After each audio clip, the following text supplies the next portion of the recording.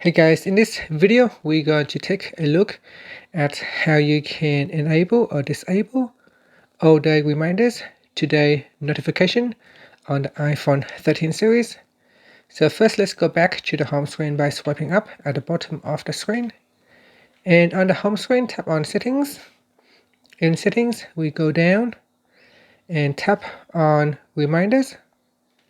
In here, you want to go down to the all day reminders section and tap on today notification toggle button.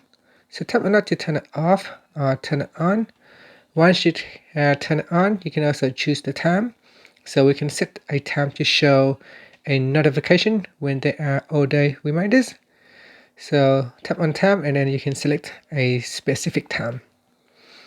And that's it. Finally, you can tap on the back key to go back to settings or swipe up to go back to the home screen. Thank you for watching this video. Please subscribe to my channel for more videos.